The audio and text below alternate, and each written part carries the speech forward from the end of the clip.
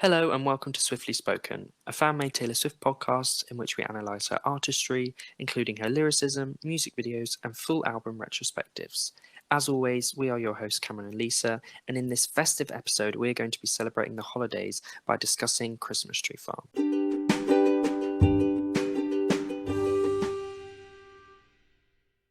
Okay, so in this episode, we're going to start off by looking at the timeline of Taylor's songwriting and the singles release, and then we'll move on to discuss the critical reception and commercial performance of Christmas Tree Farm.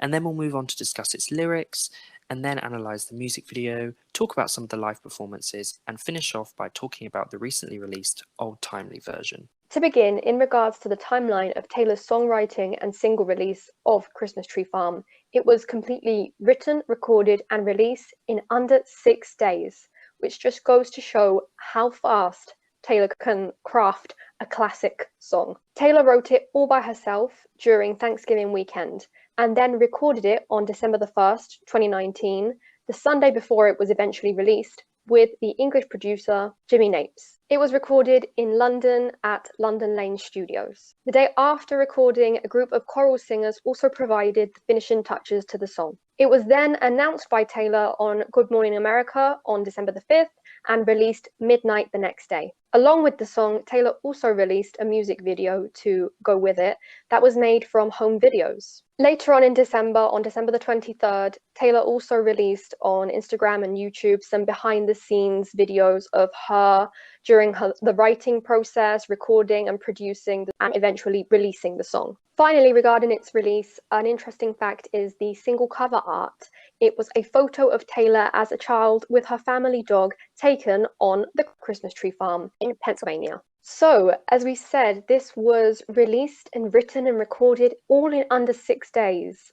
That's incredible. Yeah, no, it's absolutely mad how Taylor could write. I guess she felt like she didn't want to sit on it and leave it for a year, and I think it shows how her incredible songwriting skills, and also that if she's kind of on, if she's starting it, she can't stop. And I guess maybe that's what started to happen, I guess, with like Folklore and Evermore, was that kind of thing of, I need to release this like now, because obviously before, especially when she was with Big Machine, it was very, very rare, if ever, she kind of recorded something and dropped it. Yeah, Pretty random soon after. drops Yeah, were was like almost unheard of. non-existent. Yeah, Yeah. basically. But I think with Republic, they've given her so much more kind of freedom on that and let her do stuff. I feel like she doesn't feel limited by kind of traditional, constraints of having to wait 2 years to drop this, or you have to wait till we can properly promote it. Because to release a Christmas song in December is almost unheard of it as well. Most people release Christmas albums like as early as October, sometimes even early December, which is madness. Okay, so now we're going to move on to discuss the critical reception and commercial performance of Christmas Tree Farm. So upon its release, Christmas Tree Farm received really positive reviews. Variety called it homely and heartly. Elle described it as an infectious pop song. Cosmopolitan also picked the song as one of the best 25 Christmas songs of all time. So initially upon its release, everyone had incredibly positive things to say about it. In the United States, Christmas Tree Farm racked up 7.7 million streams in its opening week, and the song debuted on number 2 on the Billboard Digital Songs chart with 26,000 digital downloads. It was also Taylor's 49th top 10 entry on the chart, which at that time was an all-time record. In addition, it arrived at number 59 on the Billboard Hot 100 chart and became Taylor's 96th entry on that chart. And it had great commercial performance in the UK, Europe, and Canada. So clearly the song was received very well by critics and fans. So Lisa, how did you feel about the song upon its initial release? Were you an instant fan of it, or have you kind of grown to love it? Oh, I think I was definitely an instant fan. I love Christmas music. I love, the holidays. And yeah, it's a song that's very nostalgic, and it touches upon all of those feelings that you get around Christmas. And yeah, I really enjoyed it. It was definitely a favorite for me from the beginning. How about you? Yeah, no, I agree. I totally agree. I think it was such a shock of like, oh my gosh. And obviously we hadn't really had kind of Taylor Christmas music since like 2007 from the original kind of Yes. holiday collection EP. So it was incredibly exciting, and the fact that she turned it over so quickly. And yeah, I absolutely loved it. I think it, captured that nostalgia. It had a kind of classic feel to it as well. It didn't feel like, I think a lot of modern like Christmas songs, they seem they seem almost too modern. And I think that what is so why people love Christmas songs is because they have nostalgia to them, and you've listened to them every single year at Christmas and they make you feel Christmassy. But a lot of kind of modern songs talk about stuff that you only associate with modern Christmas, whereas Right. Christmas Tree Farm had that Christmas kind of childhood nostalgia, which is what is so exciting about Christmas. And I think Taylor really captured that in the lyrics and the sound of the song, and I think that's why it received such positive reviews and why fans loved it, was because it had that kind of feel to it, and that was then emulated in the music video with obviously all the home videos. So I think Taylor did an incredibly good job, and it is one of my favorite Christmas songs. I really love kind of poppy Christmas songs, but not like trashy, not like kind of Yeah, I and get what you this mean. one, yeah, ones that do have some sort of feeling to them, and this definitely did. Also, I might discuss as well what was quite interesting was before its release, lots of fans discussed what they thought the kind of sound and lyrical content of the song would be. And I remember before it was released, lots of people, because of the discussion about it being a kind of nostalgia to Taylor's living on the Christmas tree farm, and obviously the single cover, lots of people felt like it was going to be a kind of sad, kind of never grow up ballad, almost like Christmas When You Were Mine kind of song.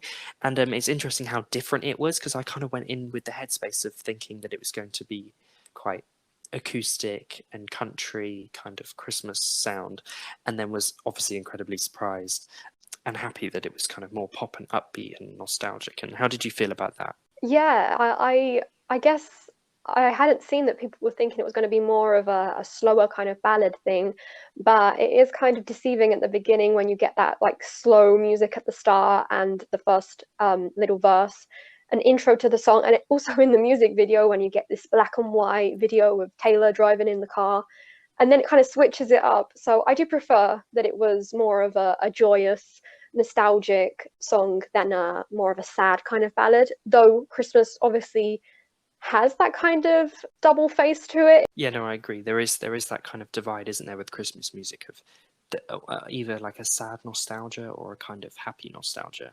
And I'm glad that Taylor kind of went with the happier. Okay, another thing that I might quickly mention is that Christmas songs, unlike lots of other kind of songs, have quite a long lifespan. With Christmas songs, they kind of grow in importance and in popularity, like year on year, when people start to listen to them more and start to associate them with Christmas. That, like I said, there's this kind of nostalgia element.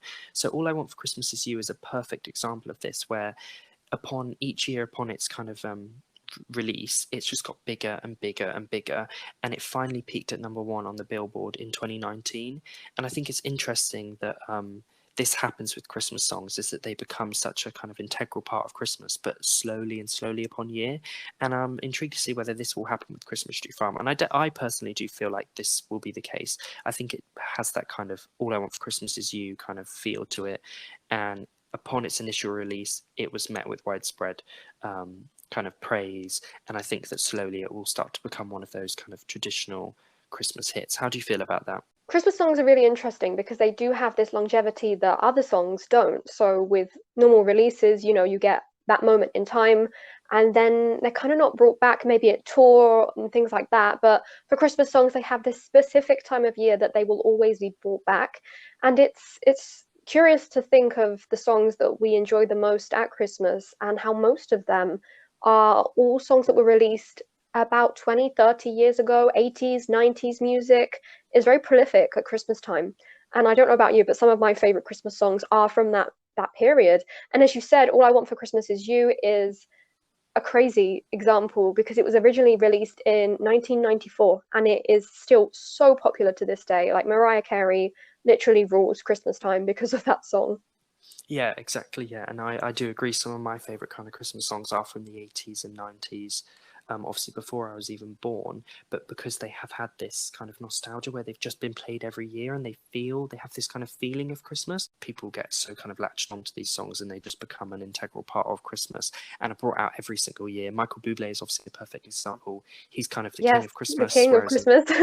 whereas Mariah Carey is definitely the queen of Christmas, and every year she comes back out, does loads of performances, is kind of back in the public eye again around Christmas time to promote a Christmas album that most people have. So it is mad that each year these albums just kind of grow and grow and grow, even though they're so well known. And with Taylor, obviously she did release her Christmas EP back in the day, and that had a lot of chart success year on year.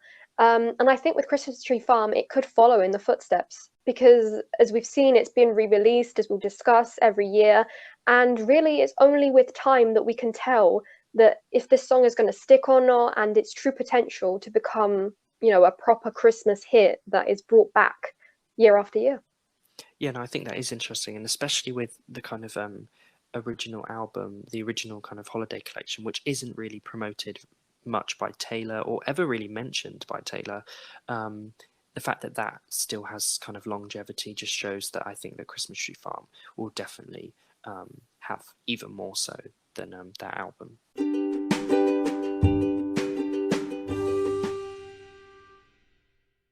Moving on to the actual lyrics of the song, they all centered around the Christmas spirit, about romance, about family, and as we discussed, nostalgia. Especially nostalgia or reflecting back at Taylor's childhood growing up at her Christmas tree farm. So the song begins with a description of Taylor in the present, talking about how the Christmas time is a bit stressful for her, the holiday shopping traffic, but she closes her eyes and Christmas is a special time for her because she remembers her childhood at the Christmas tree farm. She then goes on basically to describe her time at the Christmas tree farm when she was a child and her childhood there and all of these beautiful moments and memories. The thing that she does with the lyrics, which many people do with Christmas songs, is that they include these very specific words or keywords to do with Christmas, which I find really interesting. So we always have mentions of holly, ribbons, sparkling lights. Sometimes we have like things like mulled wine, mistletoe, the fire, the ice, sleighs, and then of course at the end, Merry Christmas. So I think what Taylor does with the lyrics of this song is she really captures the spirit of Christmas, like, the positive, happy times, the memories of family and friends and love.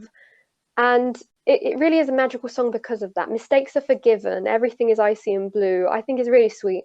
Similarly to the lyrics of the song, the music video also portrays Taylor's childhood, and it's real footage from when she spent her Christmases at Pine Ridge Farm in Pennsylvania. So the video consists of loads of home videos, her brother Austin and her parents Andrea and Scott. It currently has over 13 million views on YouTube. A lyric video was released alongside the song and the music video on December the 6th, 2019 as well. So this wasn't actually the first time that we've ever heard of or even seen the Christmas tree farm.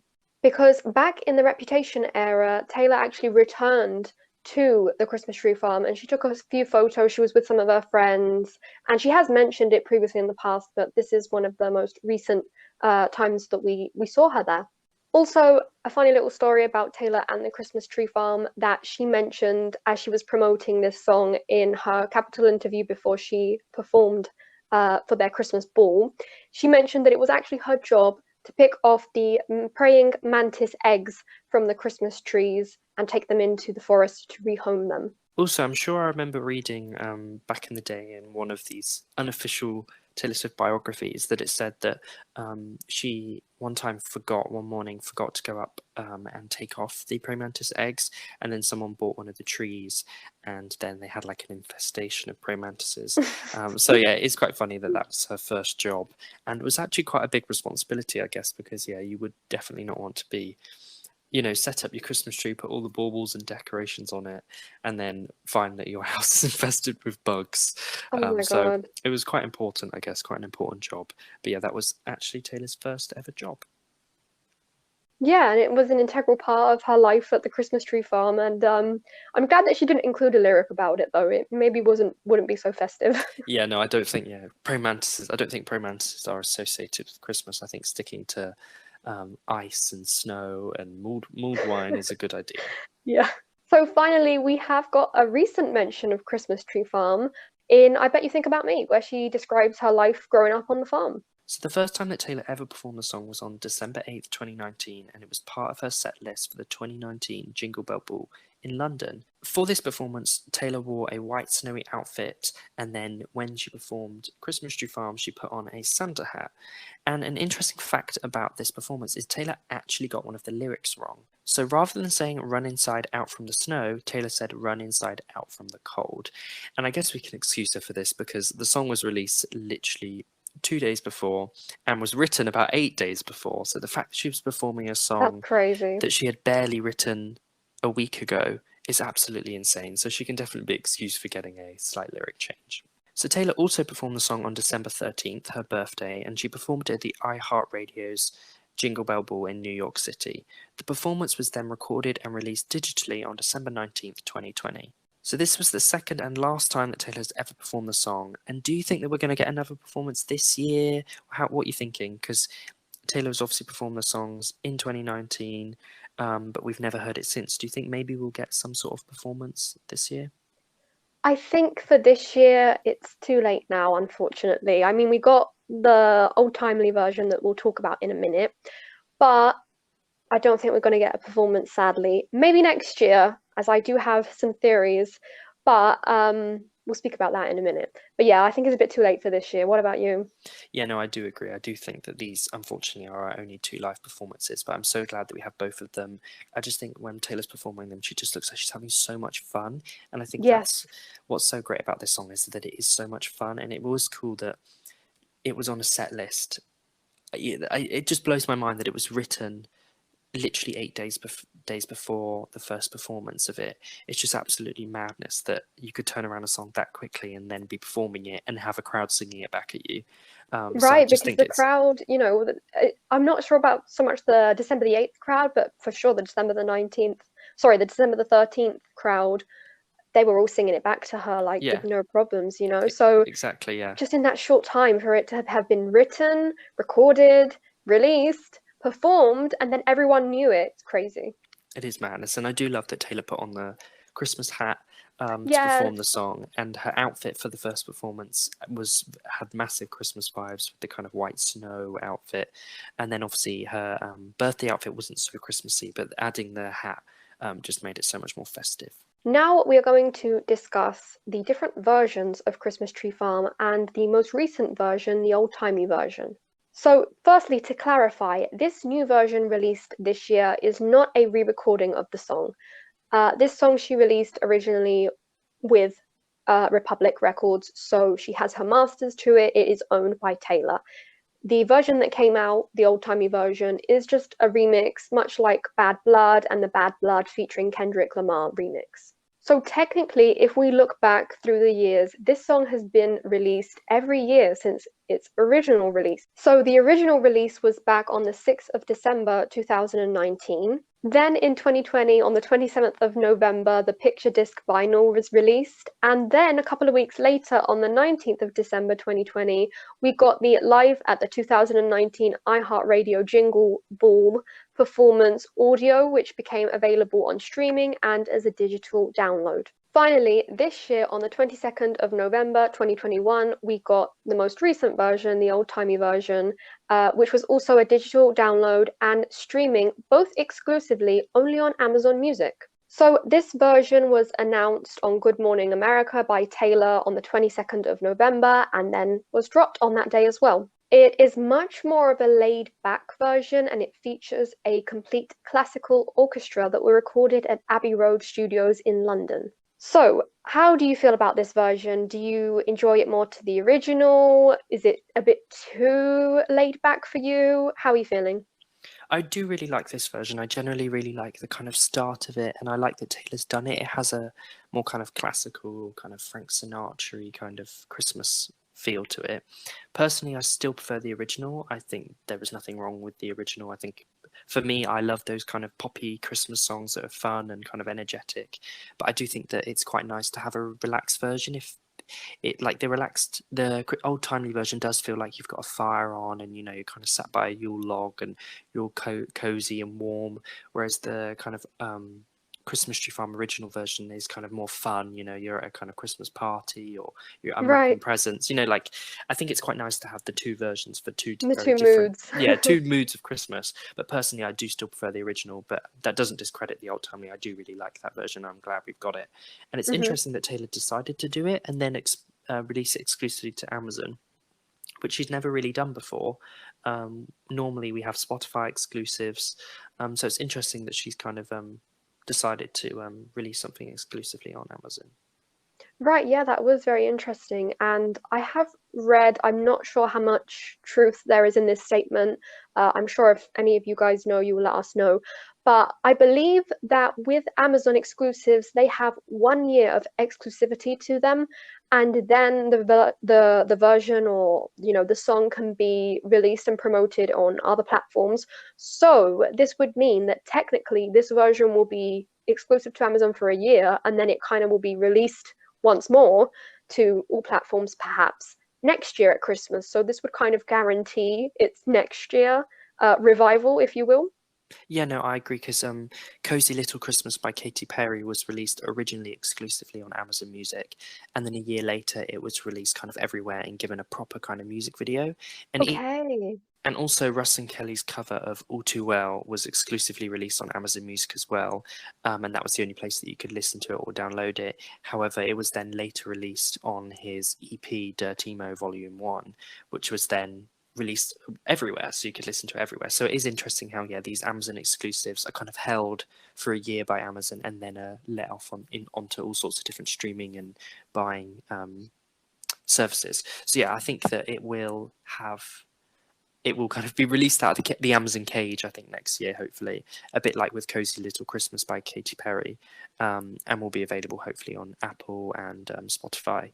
And then, yeah, I think maybe it will have we might possibly get a music video for that version. I'm not too sure, but no, I do agree that it will most certainly be kind of re-released in a sense, but obviously, Hmm. it's technically been released. Yeah, it's interesting how this is a way, in a sense, to guarantee that it will be like relevant again next Christmas. And I think this is when we can speak about how we feel about the re-recorded Christmas EP. Obviously, this year I didn't really have any hopes for it anyway. But how are you feeling about the future? Will it ever be re-recorded? Will it not?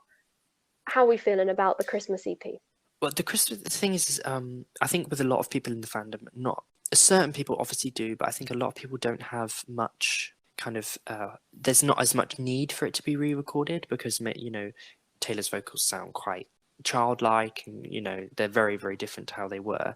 And I think a lot of people in fandom don't even know that it's necessarily even a thing because it wasn't widely available on streaming services till years after its kind of release, and the CDs are not really very widely available outside of the US. So and obviously there's no vinyl version or anything. So I think lots of people don't have that kind of drive and need for it to be released. But I think it would be really nice to, but I don't think it will be released in the same way that it was originally. So I don't think it will have I think that she'll do all of those songs, but it'll be more of an album. So I think she'll add other songs like Christmas Tree Farm. She might have written possible other Christmas songs. So I think that it will be released, but in a kind of new way with different, new additions and songs. Because I do feel like that things like Christmas Must Be Something More, I'm not personally a huge fan of. I do really like Christmas When You Were Mine. I And then agree. some of the covers I'm not a huge fan of either, like White Christmas. It's just not something that I usually listen to.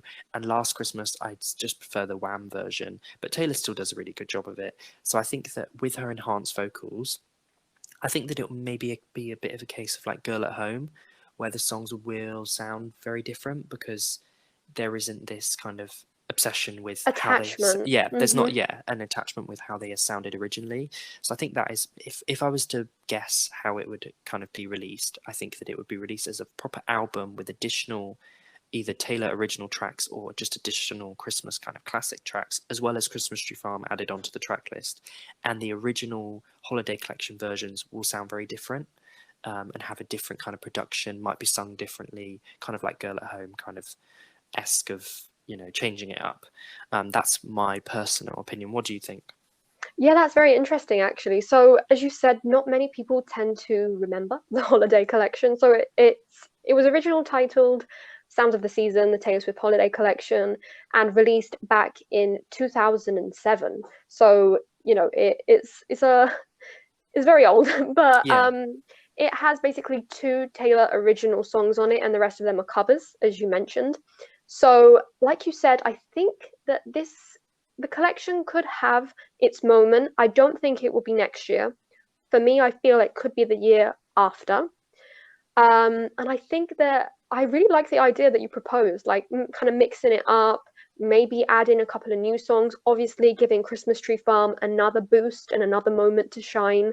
And its different versions could be included on there as Yeah, well. like on this kind of CD release, you might get the Old Timey version or, the Yeah, live version. Yeah.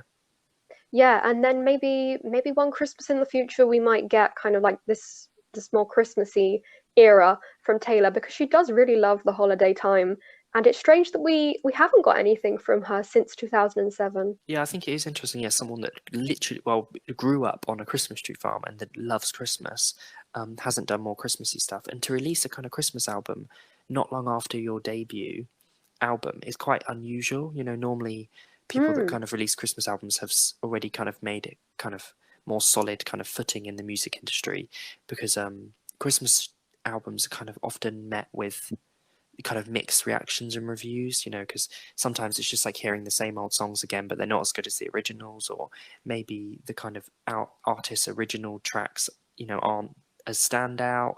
So there's kind of a lot of discussion about Christmas albums. So it's interesting that they did release it. And obviously we've only really heard two of the songs live, so it's never really had its moment. So I would like for the album in a kind of new way to have its kind of moment um, in the kind of fandom and also just in general. Yeah, I agree with you. And like I said, I think it's still a couple of years away, if at all, obviously. But it would be nice to have a little EP Christmas moment, and of course, like we said, give Christmas Tree Farm another release, which is really vying for its longevity. As the years go on, I think we're always going to see some kind of resurgence of Christmas Tree Farm at Christmas time. And considering that Christmas Tree Farm, the old timey version, has had no promotion, to be honest with you, and is an Amazon exclusive, it has appeared in the Billboard 100 and is slowly but surely climbing the charts as well. So that's very interesting considering, not many people really, it's not available to stream on all platforms. So the audience for it is much smaller. Okay, we've now come to the end of this episode, so thank you very much for listening. Make sure that you subscribe to our YouTube, a Swiftly Spoken podcast, and also follow us on Instagram at Swiftly Spoken Podcast. Again, thanks for listening and hope you have a very Merry Christmas.